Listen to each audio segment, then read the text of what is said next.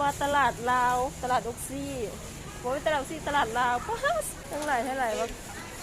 ตะปูนเส้นใหญ่สะออนสะออน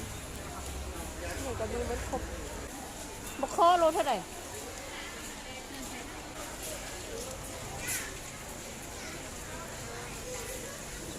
อันนี้มันสะออนนี่พ่อก่อยอันนี้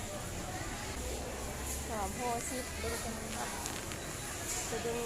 ขิงโล12ครับโล125,000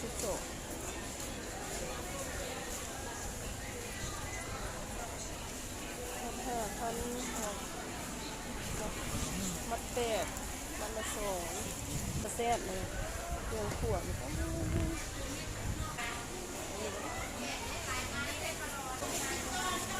ย็นอย่าเฮ็ดใจ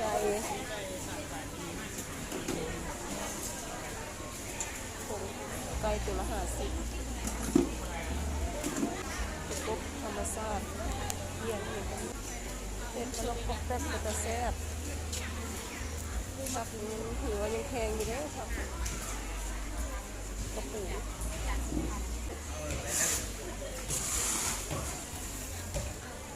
แตงอันนี้ก็รู้10,000นี่คือตัวไข่ป่าสะอ่อนชอบใครไปคลิปก็ไปซื้อนะเลาะมาหอยนี่รส25หอยแมงปูบ่เป็นหอยอันโล15โล16บักเลนโล20เลนโล20 15โล10อัปเดตสินค้า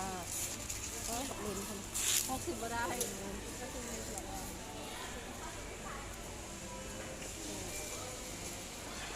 เลนอันนี้โล15,000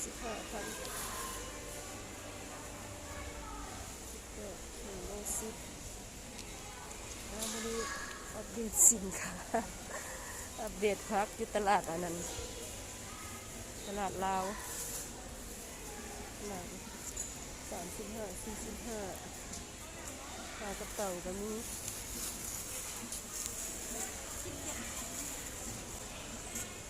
โล8,000ถึกสุดอันนี้โล8,000ญี่ปุ่นนาวโล10